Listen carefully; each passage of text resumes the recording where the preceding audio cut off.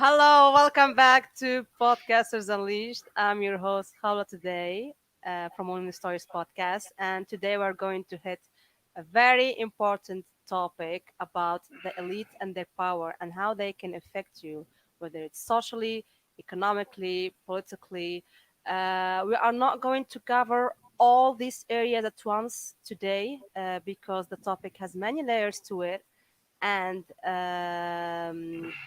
to go through these layers, it's an intellectually overwhelming exercise for 1 hour. So we are going to talk about the network and how they operate, and whether you know or not kind of elites in your country and how they affect you. And we are bringing this topic because the time has changed, and we can see with the pandemic and what we been exposed to. We have seen a lot of social inequalities. We have seen people who has money, people who has not, people who has really have the inherited wealth. We can see also the structure of the society, how it's changed as oligarchy society now. And yeah, so if you are one of the elites, welcome and share your thoughts. We would really know to know. We would love to know about the network and how it operates. And if you're not, please share your opinions and stick with us because we are going to cover really good and important topics, and you can challenge our ideology too. So before hitting the topics, I would like to interview my co-host, Matilda. Go first. Hello, everyone. This is Matilda, host of Coffee with Matilda, A Journey to Self. And my podcast is about finding yourself, loving yourself, and self mastery in general. Over to you, Carla. I'm Carla, and I'm the host of the Wonder and Wellbeing podcast, which is a podcast for parents and teachers, and it's all about well-being and education. Over to you, Simon. Thanks, Carla. Simon Rushton. My podcast is Taxi Chronicles. I interview people as they get into the taxi. It's just short episodes, 5 to 20 minutes on average. And it's people from all walks of life and all parts of the world. It's very interesting, very enhancing, life enhancing, and give it a listen sometime. Over to you, Nelson. Okay, and good morning or good afternoon, everyone. This is Nelson De Zambrano here on Podcasters Unleashed. My podcast is called Investing in America, where we talk about how to invest in U.S. real estate. And we have a special segment as well that has to do with supporting you in those areas. We talk about relationships, performance, high performance, that is, and everything else that goes around it. And over back to you, Kaola. Oh, wait a minute. We also have Victor, the diaspora entrepreneur as well. And Victor will joining us from Africa. He's having some internet connections, but just a shout out to Victor as well. Okay, Kaola, over to you. Okay, thanks, Nelson. So we are going to hit the first question and the most important one. Who are the elites, and have you been one of them? Let's jump in straight to Carla. Go ahead. It depends who you ask. If you ask my parents or my kids, they'll probably say I am a member of the elite. If you ask my children, they'll say I'm a member of the elite motherhood club. I think I would win the award for elite motherhood, according to my 3 children. Other people you might ask, they might be like, no, she's not a member of the elite. So I think it's all a matter of who you ask. In the definitions that you're talking about today, I think maybe in the education world as well, I might be in the elite because I've been a teacher for 15 years. But again, it just depends who you ask. There are lots of elite groups that I probably don't belong to, Howler, but I think it is a matter of perspective, which we'll explore a little bit more in depth later on, I know. Okay, thanks, Carla. So anyone wants to share their opinion? Go ahead. Nelson? Well, I guess we have opinions and opinions. So can you just restate the question so we can make sure we get the right opinions out? Yes, so who are the elites in your point of view? Do you believe in elites? Are you aware of them? Um, well, yeah, the elites are definitely out there. You have social elites, you have political elites, and what makes them elite? I guess that's the big question, right? So we got to define that. And what that comes down to is their ability to influence the decision-making process of what we live in. So it's not just one person or one thing. The fact that their voice is heard and what they want to have done in life, that's heard, that's executed on, and it impacts a lot of us. So I would say those are the elites. And I guess Matilda has something to say. Yes. Yeah, I was just am I on? Yeah. I was just saying, who the elites are in a definition of the, uh, maybe we need to emphasize it on it first. And then so we can go deep to see who wants to be part of the elite. Yeah? Yeah. Kara. We have got a definition. I don't know if we can get it up on the screen as well, so that throughout the show we can refer to it. But it's basically, as Nelson said, a select group that's superior or considered superior in terms of ability or qualities to the rest of a group or society. Yeah, there we have it there. So you can have, like we said, political elites, you can have educated elites, you can have educated elites within different fields. So scientific elites, financial elites, political elites. You can also have what we call specialists within certain fields that dominate in society in fields that are really complicated: mathematics, quantum physics, rocket science, all of those kinds of things that the rest of us maybe don't understand. So that's what gives them a superiority. It's a superior ability or certain qualities that set them apart from the norms of human society. Mm, yeah. So, any one of you guys have been affected of the decision of your elite in your country, whether it's I, I, I'd like to say, talking about elites, what springs to mind is Elon Musk. And if you look at, I would say he's an elite in innovative, being innovative, because there's many people who are innovative, but the way he's been innovative, the way he's changed the world, he's done it argumentatively like 4, 5, 6 times better than Steve Jobs did with his iPhone, because he's got the cars where he's changed the whole car industry. He's got the spaceships. He's got the satellite section, and he's got the solar panel section, and he's run it. He's like he knows everything about everything there is to know about all those businesses, and he's employing many people, as well as still having time to do interviews and go on Twitter and smoke weed with Joe Rogan. So that's what I would say is definitely an elite in my eyes in that area. But obviously, elites, like everybody else has been saying, comes in many different forms, from yes, athletes to even Buddhist monks. You could be an elite Buddhist monk and all these kind of things, and many things more. But back to you, Howler. yeah. Go ahead, Nelson. Yeah, I was just going to say, so I mean, we're talking about elites, and this may be, going down the road. So far, it's been on people's wealth, right? But you have other people that are elites. They're not wealthy at all, but they can influence a ton, or not, and they can influence a ton. So take, for example, Mother Teresa, the Dalai Lama. They're, they probably fly coach everywhere, right? Um, but their voice makes them very powerful. Whoever they meet with, just meeting with them, not the other way around, they go to meet them. Mother Teresa is about as pious, I guess as can be, but her voice just has an outsized reach to it. So she is also an elite and an influencer as far as things and where to go and what to do. And Yeah. and just to kind of wrap up on the thing about Elon Musk and Bill Gates and Steve Jobs, I would venture to say what Elon Musk is doing is using a lot of what Steve Jobs has done to leverage himself, right? So a lot of the computers, the software, the hardware was created by Apple. That's the kind of the investment made by Steve Jobs and company, because it wasn't Steve Jobs by himself making computers. So one leverages on what the other one has done. Over to Yeah. you, Kaola.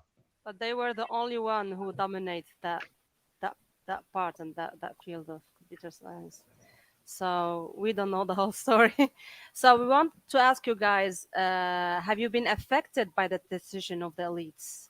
Maybe economically, socially, politically. Have you been hearing about stuff they have done to your country, or they influence something?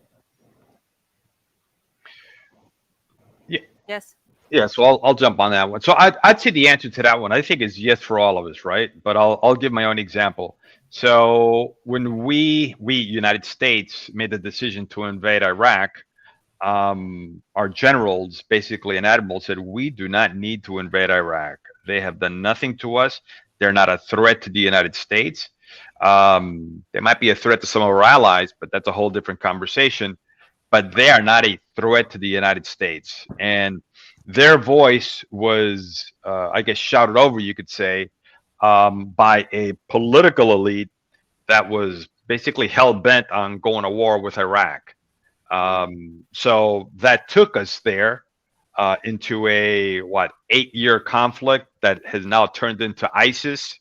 Um, so yeah, that small group, that political elite, and I'll say it: Rumsfeld, Cheney, Wolfowitz, that group, they took us down that path to war. And Bush is in charge, so he's got to take some of the blame too.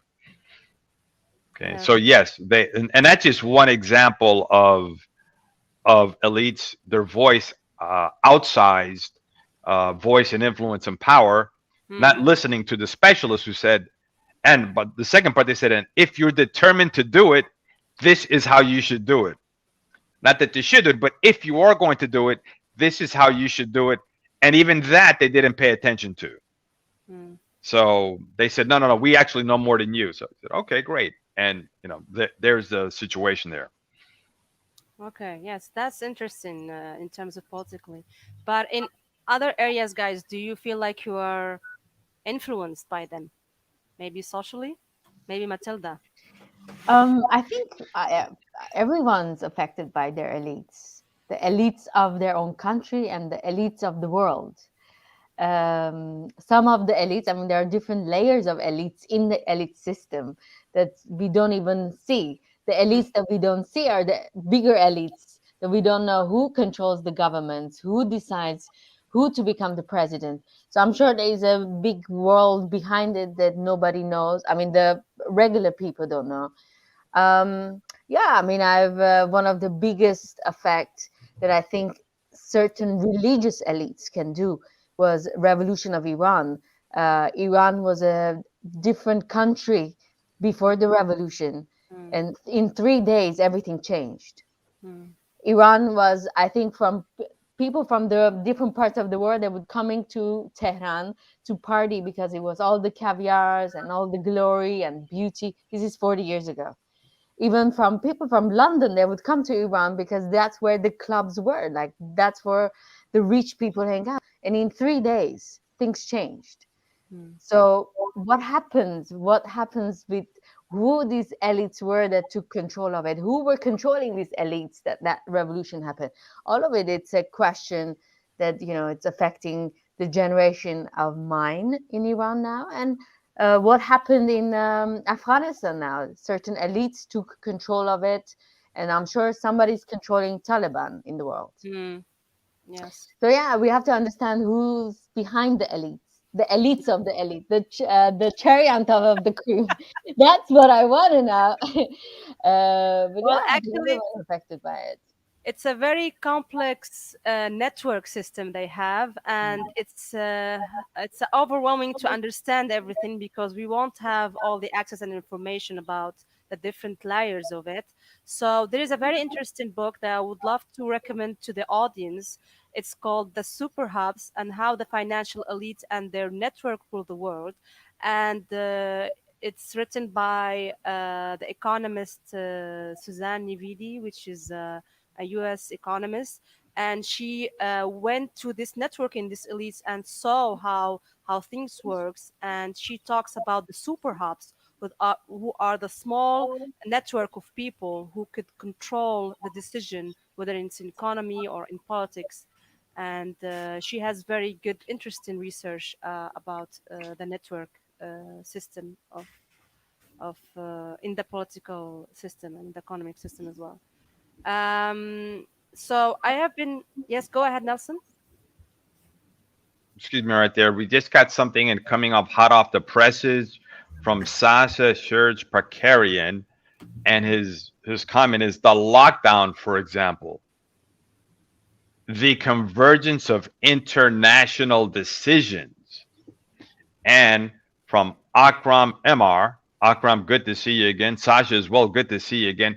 I agree with all of you that the elites exist in all walks of life.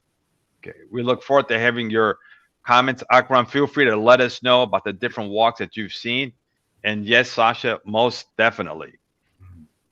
Okay, Thank over you to you, guys for Cole. the comments. So we are going to talk more about the powerful networks. I don't know, guys, if you have been networking and how's that.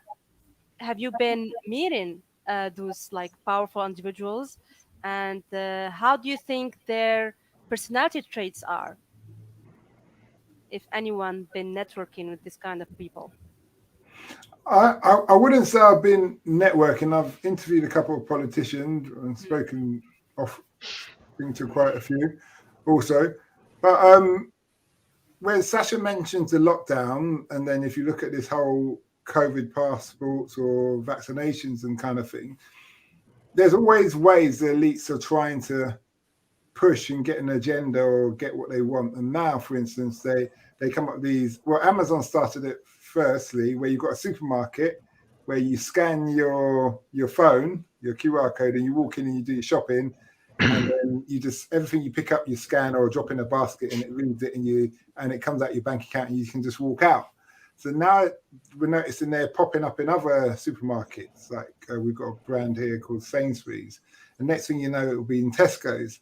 So it's interesting that people say no, no passports, no this because it's got that. But at the end of the day, you can go in. You're going to have to scan something to get into a supermarket sooner or later if you want to buy food. Yes. And so they've found another way around to get what they want to get to. And this is one of those situations where the elites or the people of power will make sure that they get their way in however they see fit.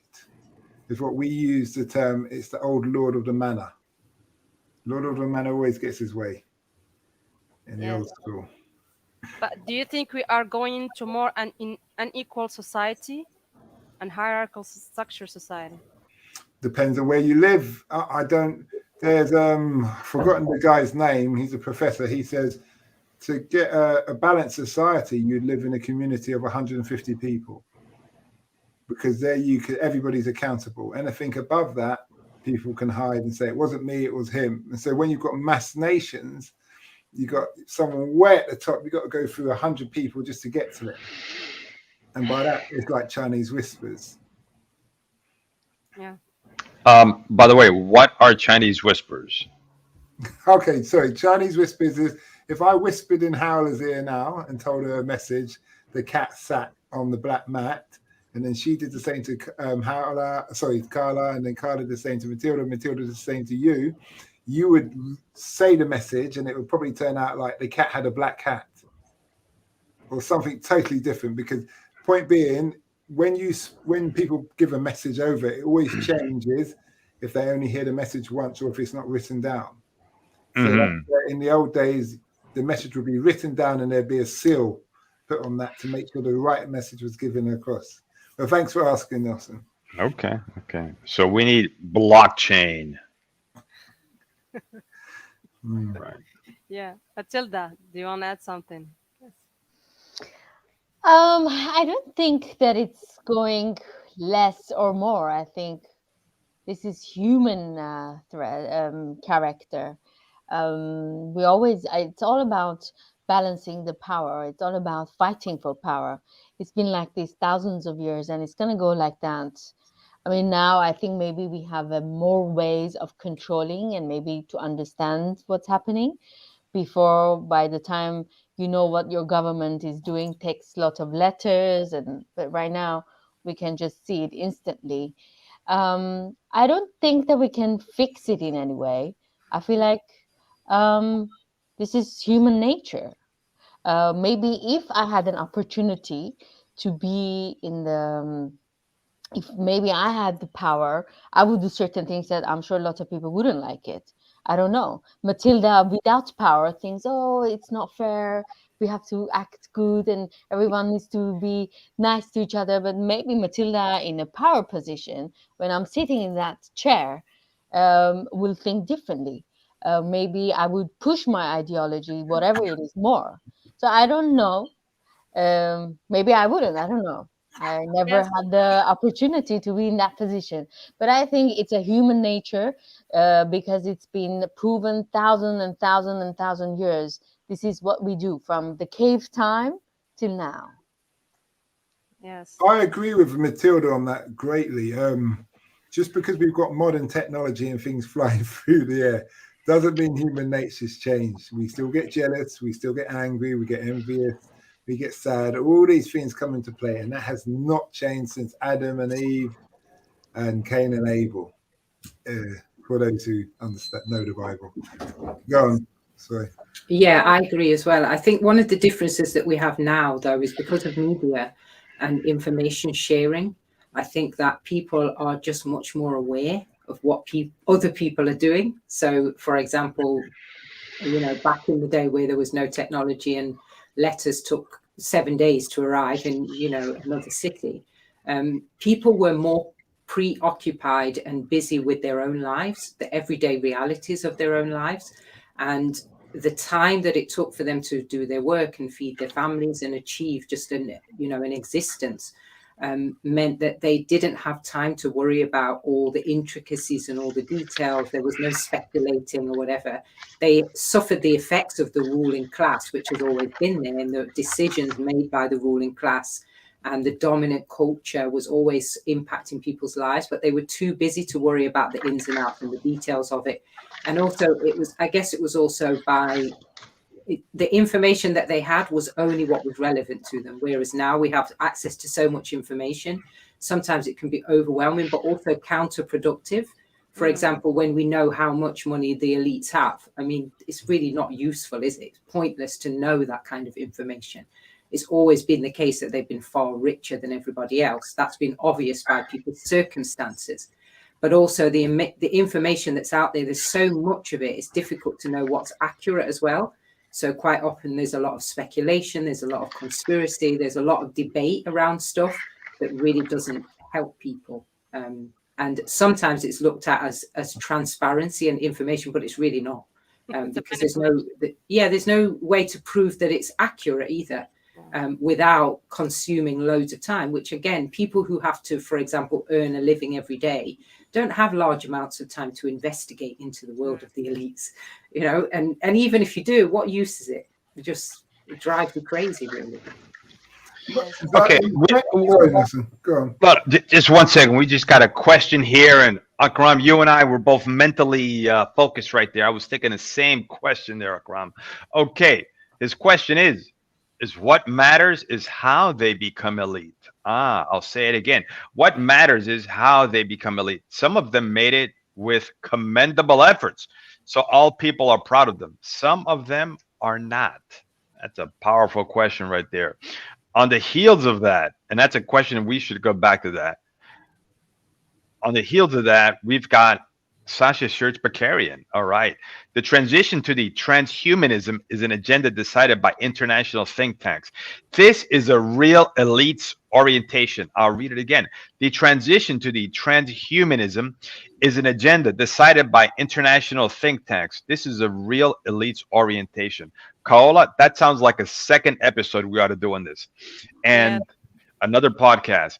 And Sasha Search Bakarian again, bringing down on the home stretch. Elite means power, not just inspiration. All right. Simon, I think you were going to say something, and we're going to Thanks, leave this question back up again. thanks, Nelson.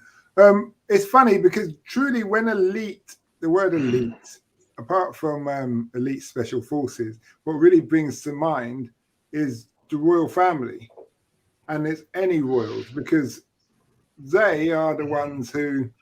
I'll give you, for instance, we're meant to be democracy here in England, here in the United Kingdom, but every law that gets passed gets approved by the Queen.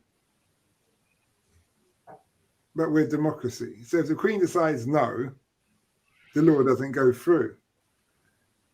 Yes. But we're a democracy. So so Now, so Simon. bear with So me. Let me just add to okay. this. Yeah, if you're in the Commonwealth, I think there's 14 or 13 countries: Canada, Australia, Caribbean, and what have you. Many Caribbean countries. New Your Zealand, laws Australia. still have to get passed by the Queen. That's why you won't see any Commonwealth country with a death penalty. So, so Right. Simon, I mean that brings up a good point. Well, first of all, I think that's a very good thing. In the U.S., we have a death penalty, which is a little bit on the absurd side, right? Because now think about this, right? The United States, democracy, being egalitarian, but you won't see a rich kid go to the death penalty, okay, in the U.S. Very good point. England has a king queen, right? No death penalty. So it's an interesting dynamic, right? Mhm. The country that claims, hey, we're a meritocracy and all this, we have a death penalty. England, which has a queen or a monarchy, has outlawed a death penalty. So that's an interesting dynamic right there. Um, I suppose that would be on the basis that United Kingdom's not that old, but obviously the people are very old. They go back to the Roman times and beyond. And right, let's say prior to the Roman times, you probably had true English people, and now everybody's, let's say, a mixed culture from different parts of Europe and the world. But what my point is, they've had 2,000 years of making bad mistakes, of hanging people in public squares and hung, drawn, and quarter, where you draw them, hang them, revive them, hang them, revive them, then draw them across by horses, then split their body in four, disembowel them before that, all these kind of things. So they said, well, maybe we did go a bit too far. maybe. So Simon, I'm just curious here. So the Queen has to approve laws. Yeah. Maybe you know the answer. Maybe you do not. I don't know. Maybe someone in our audience knows the answer. Brexit, was that approved by the king, by the Queen? Well, she signs off on things, but it's quite interesting because that, I'm not sure if Carla can help me here. That was quite controversial because the Prime Minister at the time deceived the Queen when he went to tell her certain things. And that was a big hoo-ha, and many people were calling for his head. Yes, but we don't know how they take those decisions and how the queen is also influenced by someone else. So we don't know. And now she's having health problems. So if Yeah, something happened to her, who is going to take this kind of decisions? but So, I'd have to ask you, what do you mean when you say that? I don't want to deviate totally, but what yes. do you mean when the Queen is influenced by someone else? Because there's no one above her. Well, she gets her advices from someone. Yes. Yes, I but can manipulate, somebody can manipulate her to make a certain decision.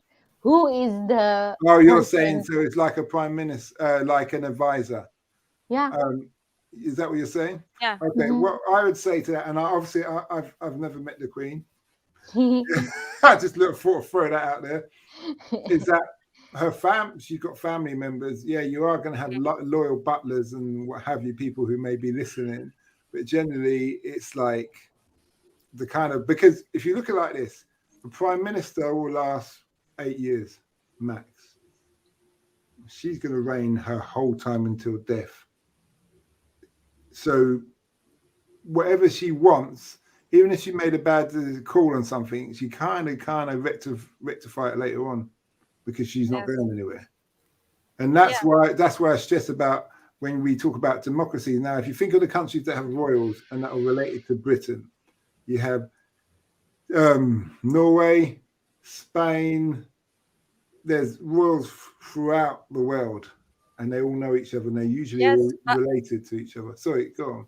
But even, for example, in different countries where we don't have royals, for example, well, let's take US, for example, we can see like the president and his top advisors is maybe he's someone from the family. So we see always this kind of connected groups, small groups who are from the families and who are close to the president. And it's like the same as the royals too.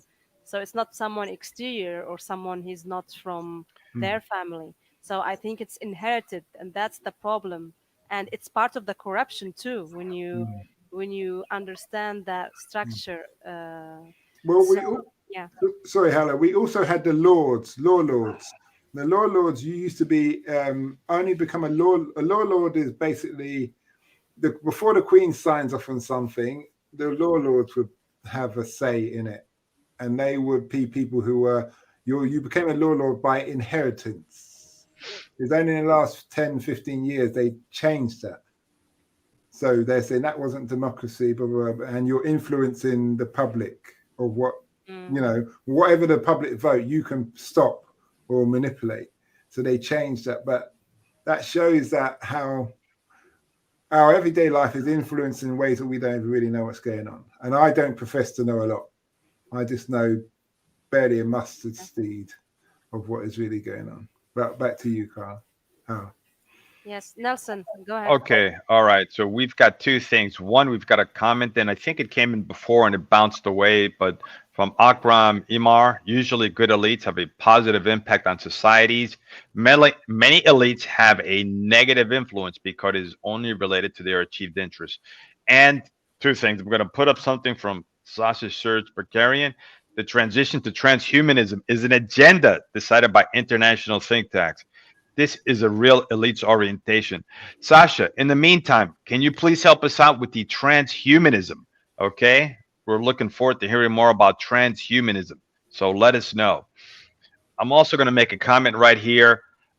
Simon said that he does not know the Queen. I'm making a proclamation that within the next year, the Queen will be on Taxi Chronicles. Okay, she'll be in the back of Simon's taxi, and Simon will Going be to the and hospital. and they're going to be and Simon's going to be asking her about like, hey, tell me about your granddaughter-in-law. What's up with that?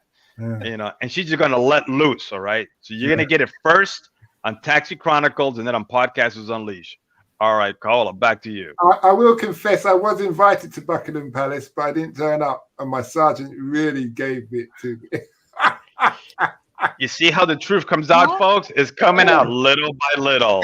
Why wouldn't you go to the palace? I He can't didn't want remember, to be there's something elite. else, and I thought, bollocks to meet the Queen, I'm going to go and do this. And I went off, and the sergeant wasn't happy. He wasn't happy. I was meant to go to Buckingham Palace as well, and in the garden where the prince grows weed secretly. Yeah. Simon, you could have had some elite weed. Mm. And you're Jamaican too? You'd have made a killing. Okay, so we want to go back to Akram's question about. Let's show it here. Not this one, another one. It's like what matters how they become elite. Some of them made it with commendable effort, so all people are proud of them. Some of them are not, and that's very interesting because if you see, for example, in the American history, you see in the 80s and 70s, a lot of people were self-made people, and they have really worked a lot to have this kind of wealth. But as we go through the years, we see a lot of inherited wealth, and we see people who are not really made in efforts to have this kind of wealth, and they're just trying to influence people. So what do you think, guys, about this inherited wealth and the consequence of it? Go ahead, Nelson and Simon, Yeah. respectively. So the first thing is, and just kind of a little, I'm gonna just say it out there, correction. I don't believe there's anything kind of like a self-made man or self-made wealth, right? What makes wealth is the ability to take a lot of power and people and to get them to work in line towards a common objective. So anybody who's self-made is usually broke or poor because they're by themselves. It sounds cool. It sounds cool on social media. I'm a self-made millionaire, billionaire, but it's you by yourself. To be elite, to be an influencer, you've got to be able to take a relatively large group of people or a powerful group and get them to work towards a common objective, Mm. even if they have different reasons for doing it. So that's why that, again, it sounds good. It sells a lot of books and motivational books and all kind of nonsense, but there's not really a self-made man. These are people that they can influence groups and get them to work towards a common objective. The best example would be Steve Jobs, is that it was just him and Steve Wozniak together, and they actually got people to work with them and for them out of their garage. And then they got people who knew a heck of a lot more than them to work with them to build Apple. And it kept on growing and growing to the point where they kicked Steve Jobs out of Apple. He came back to continue to get it going in a certain direction. So that's kind of a misnomer that, self-made. They had to have other people help them and guide them to take it in a certain direction. And the inherited wealth, remember the old saying, one generation makes it, the other one spends it, and the last one loses it.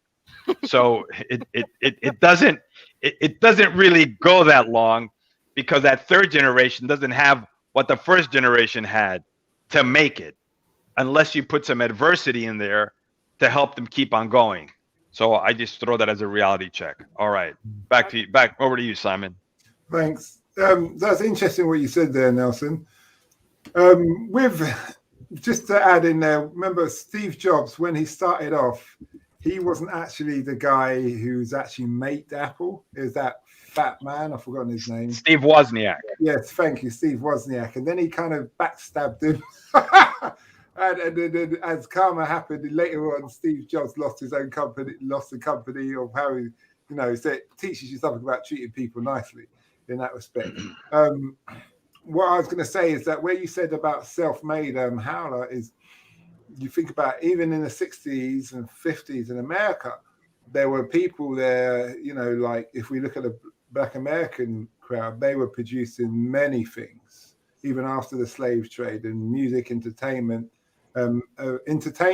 Music is America's biggest export.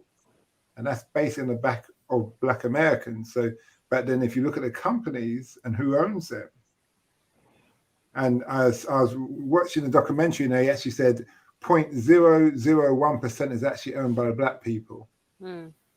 But 99.999% is created by Black people in the way of entertainment and music. So let me stop you there, Simon, because I want to share some statistics, because there's another book from the French economist called Thomas Piketty, and he talks about he has done really a lot of research about this 1% society, and he said from 1977 to 2007, 60% of national income went to the 1% in the USA. So that really just wanted to join your point, Simon, when you talk about the effort and the revenue. Go ahead. Can I just put in there, sorry, Simon, because I will forget this point. What's quite interesting about that, because that statistic goes up to 2007, but there's been an increase in that. There's been a shift in that, obviously, since that statistic. But when you think about the dominant culture at the moment is everybody should pursue wealth. It's promoted for everybody to pursue wealth. And those who don't pursue wealth are not quite with the times kind of thing. But if you think about how ridiculous it is for 99%, if we go with this statistic, 99% of the rest of people scrambling after the remaining 40%, which actually isn't 40%, because if you think about it, a lot of the remaining 40% is not accessible for people because it's in circulation, for example, constant circulation in the economy and distributed in different places. How crazy is it to have a dominant culture that promotes the chasing and the pursuit of wealth on the part of almost everybody? Nelson, thoughts? Is that something related to that? Right. But before I say anything, we have something that came in from diaspora entrepreneurs. Hello, guys. I think every society needs elite. By the way, folks, this is coming to us from Nigeria, the land of oil and honey. I think every society needs elites as they play vital roles in various disciplines, making decisions for the supposed good. All right. I like how that happened. He threw out some shade and then he covered himself in the own shade. All right. I like that. That was pretty smooth. That was an elite answer, by the way. So, Matilda, we'll get to you just right quick. So, Carla, the only thing I have to say with what Carla said is that's making an assumption that there is no more wealth to be created, Carla. So that's making an assumption that there's that 40% is that's it. That's as big as that pie is going to get. But let's say that pie can get bigger, By right? what? Inflation. We saw what happened with that, No, no, Nelson. no, The no. US is a master at making the pie bigger. So let's say, for example, let's just go back to the Steve Jobs example. He he came up with a way, him and Steve Wozniak, of making people be more productive. The personal computer. Okay. IBM chose not to go that route. So he was able to, now he didn't do it by himself. Okay. There was Michael Dell. There's all of Silicon Valley basically made us all more productive. Hence, they increased their wealth. The technology that we're talking on, StreamYard, Zoom, our laptops, our microphones, all of that increased that pie, that made that pie bigger. So the question becomes is, what do I need to do to be a person who can increase the pie? Okay. So there we go. Over to you, Matilda. Yeah, I want to ask Carla or whoever wants to answer. What is the problem? I mean, it's capitalism. What's the problem? I think it's good. Well, I I think, That mean, is a there's, podcast episode. Capitalism. What's the yeah, problem? We but gotta also, capture that. I I think go on then, Carla. the problem is all around us. If you look, Matilda, the problem is a society where um, there is a model of how people live, which is a dominant culture, which is promoted by the ruling elite, which in itself is not wrong, because there's nothing you can do about that. As Victor says there, you have to have somebody in charge, right? Heavy is the head that wears the crown, because it doesn't just come with a lot of privilege, it also comes with a lot of responsibility, which we often forget. The issue with something like capitalism, which Nelson rightly said is a whole episode in itself, is that when the pursuit of wealth is held up as the ideal and everybody is scrambling after it, but also scrambling after those positions to be in the elite, whether or not they have the education, whether or not they have the right background, whether or not they're prepared to shoulder the responsibility and not just go after the privileges, we do get problems. But we also get problems with things like uneven distribution of wealth, and with oppression of the poor and the destitute and people suffering. And we're not talking about people who are poor or broke as a result of whatever people will argue, character traits or addictions or whatever, but people who just can't get access to things. And also issues related to what Nelson was talking about making the pie bigger.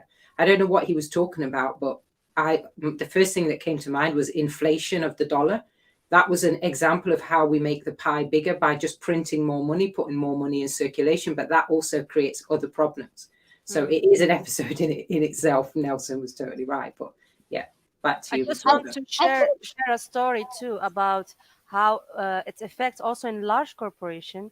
You see some people who had access to privileged things than other person in the same corporation, because they are in that small group, and maybe they have the same religion, or maybe they have the same kind of network, so they have access to a lot of things that other people who work in the same corporation they don't have access to. So this is also, um, yeah. I don't know. I mean, I don't have that much of a knowledge. I haven't studied capitalism that depth, but I don't think capitalism is favoring people just because they are the relation of that person.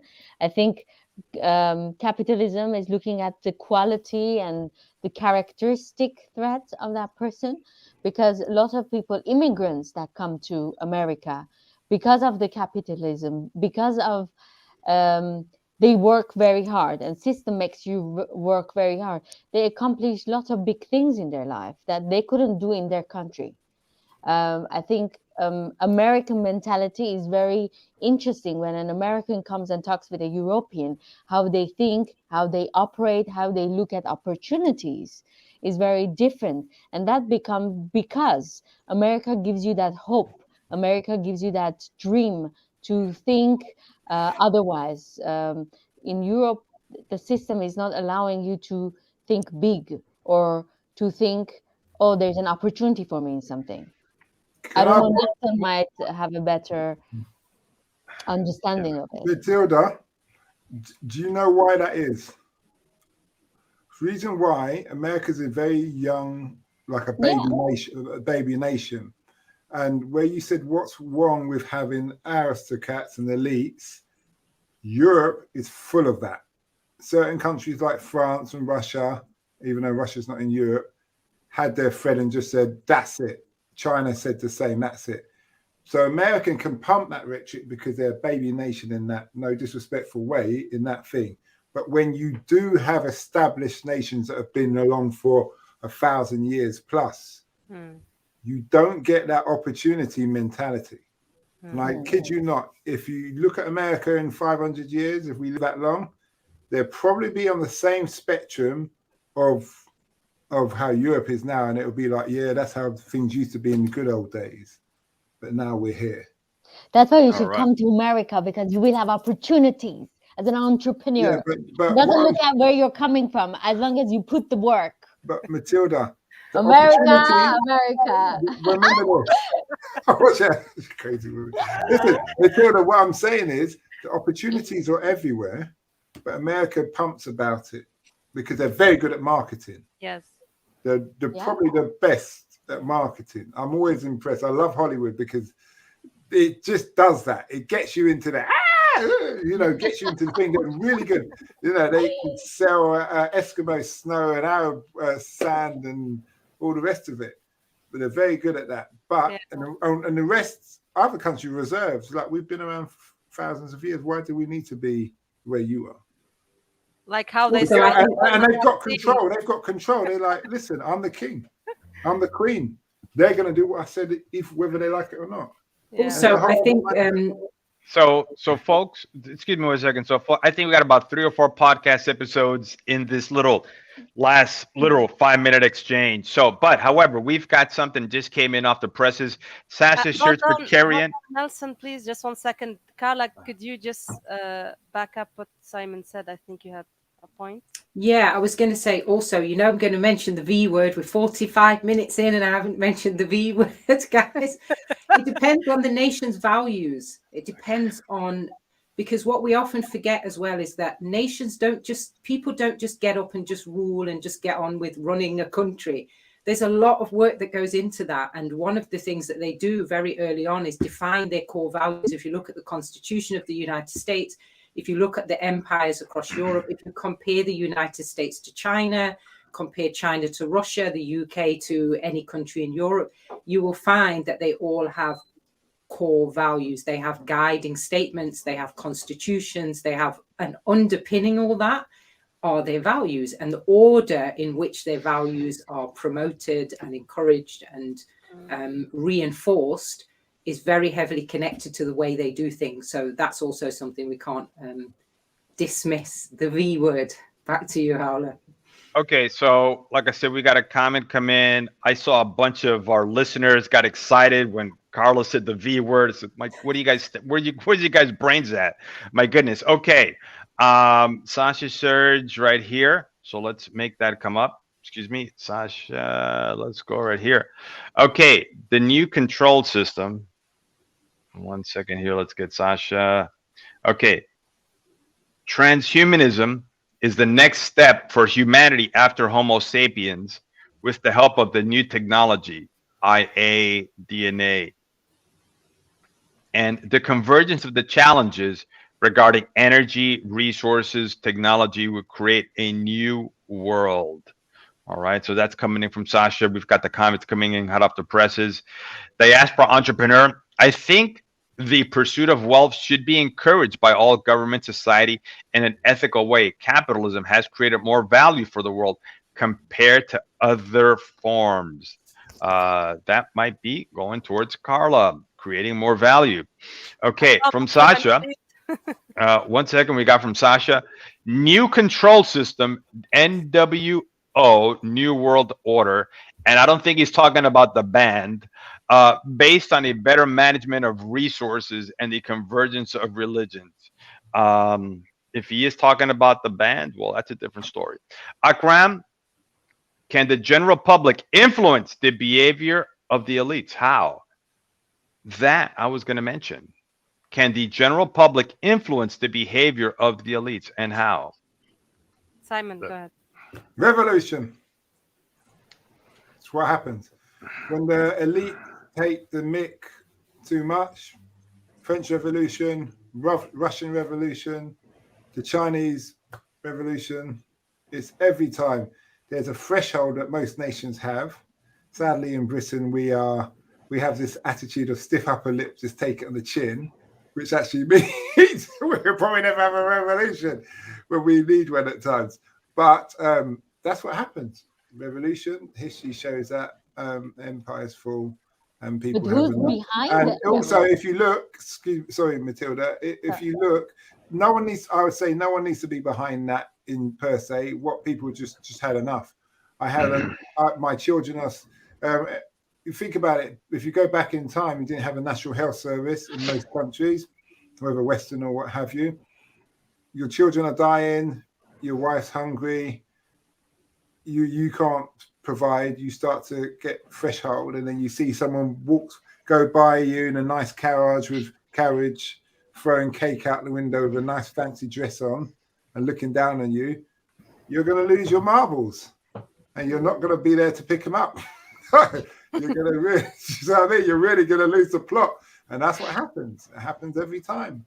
And what they do now, delete very cleverly, they give you not social media. What do they give you? What's that? Reality TV shows. That's what they do. So Simon, what you're saying is that first of all, that's anarchy. Now, does a revolution have to be violent? Can it be non-violent revolution? Right. That's one. And then the thing about they give you reality TV shows. So would that be like in the times of the Romans, where they would just give bread to the Romans and have gladiator fights? Like every weekend would be a gladiator fight. Watch them kill each other, and then you'll forget about your problems, because at least, and it was an entertaining fight. It's entertaining. And with women nowadays, I say women, but obviously some men do watch reality TV shows, or they have the football. The football is the new gladiator for men. Yeah, and those who love violence will fight each other over their team. Football's a religion here, as cricket is a religion in India. So Simon, would you say they get down to live out a fantasy? Because I've seen some of those fat dudes in the stadium. Okay, they ain't doing much fighting, so they get to live out a fantasy watching someone else. Are you talking? So when we say football, in your terminology, that'd be soccer. Both. All of the above. Okay, no, because I just remember there's a big difference between what the Americans play and what the Brits and the rest of the world play, I should say. Both stadiums. Football is derived from a battle hardening sport, which is a combination of rugby and football originally. And obviously you do get some fat people. Some of them may fight, some of them may not. It's not as bad as it used to be, but it was bad. But generally, all I'm saying is there's distractions that are given to the public, and the public usually sap it up. But I did admire the French with the yellow shirts, orange shirts, something like that the other day. They were really going at it until COVID came along. But back to you, Hannah. Yes, Nelson, we have some comments, I guess. Yep, we've got stuff coming in right here from Sasha. Okay. Bread, as in, eating bread and games. Next step, digital world metaverse. That's that new change coming in from Facebook. Yes. Bread and games. Next step, digital world metaverse. Yes. Yes, and I think that Sasha wants us to talk more about the technocrats and their influence. Okay, so let's just talk about this right quick, right? The metaverse, right? So you get a guy like Zuckerberg, who he did not come from a rich, wealthy family. Upper class, definitely. Well-to-do, definitely. But not even close, not even 10% of what they are today. So, but he's created himself and his organization and a bunch of other people into a very elite group that can influence a lot.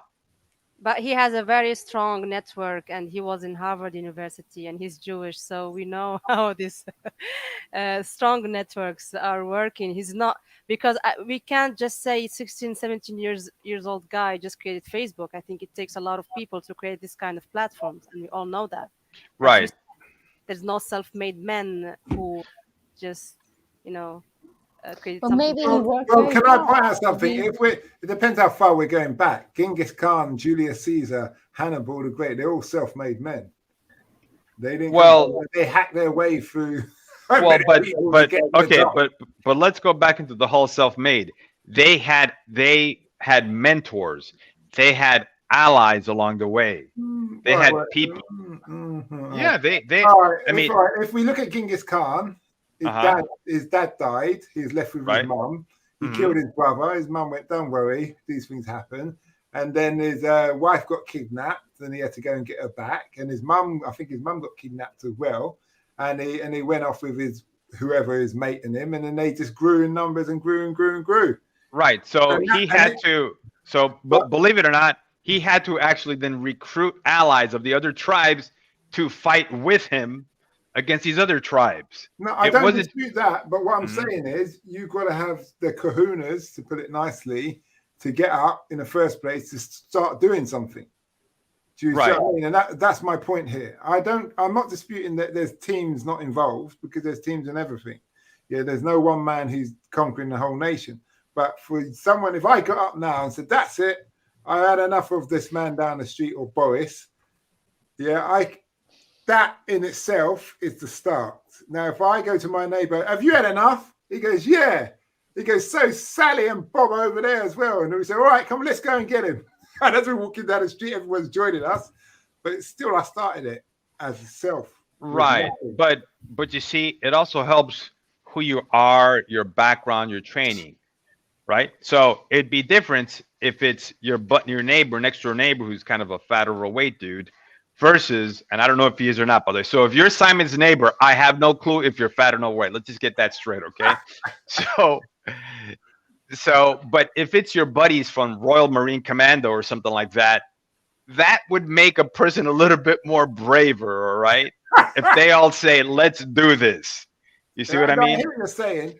Obviously, in those old days, everybody, Mongolians are nomads, and nomads are hardened people. So, and Right. wrestling is their bread and butter. It's what Right. they do every day. So I use Genghis Khan as an example because what is it? 3 out of 5 people in the Far East are all related to Genghis Khan. Yeah, and as a matter of fact, I had breakfast. I had brunch yesterday with one of them, and we actually talked about Genghis Khan. But talking about hardened nomads, we've got diaspora entrepreneur here. The elites formulate strategies and standards for the society. The elites formulate strategies and standards for the society. Okay. Yes. Yeah, I just want to make a quick point actually about that, what Victor's put there, but also the comment that Akram Imar put where he said, "Can the general public influence the behavior of the elites?" I think the answer to that clearly is yes and no. We have a certain degree of influence. But what I think is very important for people to realize, because we often hear a lot of people complaining about the elites and how much power they have and all of that kind of stuff. But the reality of it is someone has to be in charge. Some ideology has to dominate. Some principles have to govern things, because we can't just sit down and wait. And quite often, most human beings are very passive. They're passive when it comes to action. But they are also passive when it comes to living in alignment with what they believe. So lots of people will talk about things, they will complain about things, they will vent, but they won't actually take actions that align with where they want to go. And the danger in that is when too many people do that, too many people are passive, too many people have belief systems that they don't really live by. It leaves a void, it leaves a gap for people who are action oriented, people who are willing to step up and do things, even if they don't have all the skills or all the knowledge or all the ability or even the right to do so. If you leave a void for them, they will step right into it. And if the opportunity comes in front of them, Matilda mentioned this earlier about the word opportunities. Some people are very good at seeing opportunities, and they're not going to wait and hold back and say, "Oh, well, maybe I'm not the right person for the job." They're going to step right into that. So I think in answer to Akram's question, if the general public can influence the behavior of the elites, the only way you can is when you, first of all, you live in alignment with whatever ideology you believe should dominate, whatever that is. But also what Nelson was saying, you have to align yourself with other people. So you can't have an ideology and sit at home and be like, well, my ideology should win, because you don't have the support of other people. And sometimes it's not what's right that wins. It's those that have got the strength in numbers and are willing to get up and push for what they want. And once we've sat back and let people take over the stage and rule things, we've all seen it, that kid that runs up and steals the ball in the playground, before you know it, they're playing a completely different game and all the other kids have lost out. It starts in the early years, but it carries on in the adult world. If you don't get up, live in alignment with what you believe, and ally yourself with enough people for you to do that, you can't have any influence. But then you also can't complain when you don't. Yeah. Well, those are the ones that complain the loudest. Okay. Yes, Matilda, I think you had something to add. Yeah, actually, I was gonna say to Akram's question, and I think it's a very important question that made us think how we can influence on elites. And I think we can't. I mean, I don't know how we can, but I feel like in a lot of ways we can. Simon was mentioning revolution, but in every revolution there are different type of elites that controlling the crowd. So I don't think we're coming from one elite going to another elite. Look at like Spanish Revolution. Franco, at the end, people just needed a leader. They chose Franco. Look at French Revolution. From the kingdom, okay, then Napoleon came to the power. So at the end, there is always an elite gonna control and gonna put their agenda to the picture. And just depends which group you belong to and which group will give you more benefits. And sometimes you, for example, in Iranian Revolution, lots of people who liked Shah, they were very upset. But there were a lot of religious people that they were thinking God sent Imam Khomeini, and they're very happy the way the country is going. So in any situation in the country, certain elites will control the system. Now, depends which system will benefit you, benefit your ideology, benefit your value system, as Carla constantly talk about. I don't think that we're going to get rid of elites, and we shouldn't. We just maybe need to be part of the elites that we like. Good luck finding the elites that you like and we like. So, Yeah. right quick, we've got talking about elites that we like, Sausage Church Precarian. Just check the Great Reset from Klaus Schwab and World International Forum. So just check the Great Reset from Klaus Schwab and International Forum. From Diaspora Entrepreneur, a big shout out. Spot on, Carla. Okay. And coming in here from Sasha Search Precarian, balance of power is the unique reality of the world. Balance of power is the unique reality of the world. Okay. Yeah. And from Sasha coming in on the home run, everyone can influence this world. Everyone can influence this world. Yeah. What's interesting about that as well is quite often when you do nothing, you know, when people do nothing, but they don't realize that they're doing nothing is actually influencing. It's like when there's a vote and you don't vote, your vote is still counted. It's counted without your permission or without you choosing. It goes somewhere. Or actually, it's counted against you because you didn't. It's counted against you. Yeah, and that's what a lot of people don't realize is that inaction is actually an action. Silence is actually saying something. Oh, well, what's the other one there, right? Silence is consent. Silence is consent. All Yeah. right. Okay. Okay. Kaola, over to you. Okay. So, any other comments before we end?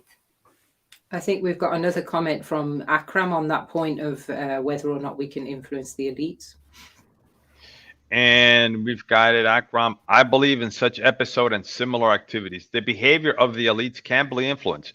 Don't underestimate the value of your work. Thank you, Akram. Otherwise, what's the point of all this conversation? Yeah. Akram, you and I are gonna meet and have a soft drink because I don't know if you can drink beer or not, but you and I are gonna meet and have a soft drink. Okay, I Yes. love it, Akram. Thank you, Akram, for your comments. But we are here just to bring you awareness about how the elites work and how we think about the elites and in different countries and our opinion of it. And also, there is a good quotation by George Carlin. He said, "The best slave is the one who doesn't know he's a slave." So sometimes we are a slave to the system without knowing it and without even asking the questions or questioning what's happening around us. So the more we are aware of this, the more we are going to talk and have this discussion with other people, and the more we can create the hope that we can have the power to change and to do something better, whether in business, whether in economy, whether in, I mean, socially. So if we have hope and if we have people we can discuss with these things, we will have the power to change. So I would like to thank everyone who showed up today. Thank you so much, Akram, Sasha, Victor. Who else we forgot? I think yes, that's it. And thank you for showing us today. And the next topic, do you have Nelson the title? Yes, the next topic. Well, heck, let's just talk about it right now. The next topic will be about the education and the pros and cons in choosing a private school over state education, public education. Again, we're going to talk about education, the pros and cons of choosing private school over state education, public school. So, if you've got children, if you're thinking about having children, if you think about your own education, this topic's for you. Basically, if you can read and write and turn on a computer, this topic's for you. Okay, thank you, Nelson. So, guys, if you have any feedback or any other topics that you want to discuss and you want us to make like research on it and to give you our ideology in it, please feel free to share it with us. You are part of Podcasters Unleashed, and we want you to be part of it. So, yes, please give us some feedbacks and support us so we can go through another year of Podcasters Unleashed.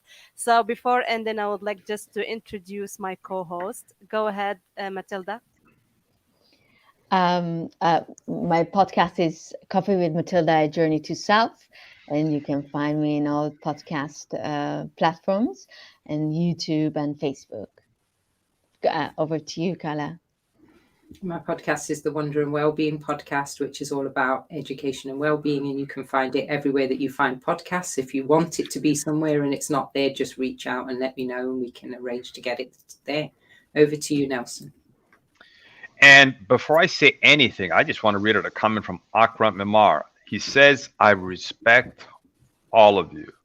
I respect all of you. Akram, I can talk on behalf of the group. We all respect you, Sasha, and all our listeners because what you have to say matters.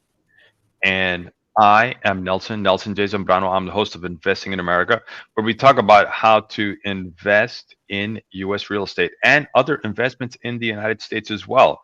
Because guess what? I want all of you to be influencers outside and make decisions to influence your lives and the lives of others. Simon, over to you, my Royal Marine Commander who turned down an invitation to meet the Queen, and she's going to be sitting in the back of your cab in Taxi Chronicles. Thanks, Taxi Chronicles. Yeah, what can I say? We interview people spontaneously. We've got all kind of people from true crimes to murder, kidnap, to lovey-dovey stuff about people's Royals. emotions and how they're going on through life, and much more educational. And if you're thinking of changing career, there's more than likely out of the 600 episodes I've interviewed someone who you would like to do what they do. So have a little listen, hear their experience, and then you can make an informed decision whether that career is for you. But thanks a lot, and back to you, Matilda. Me. Sorry, Yes. So just want to present my podcast.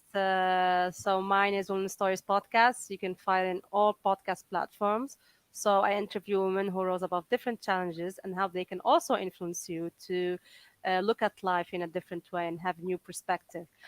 Thank you so much for joining in today. We look forward to seeing you again, same time, Monday next week. And by the way, we'll be on Twitter too soon. So we will try to broadcast from there. And yes, Nelson, final. Yes, and I Yeah. want to throw out there to our listeners right now, Sasha, Akram, and I know there's some other people that are just too shy.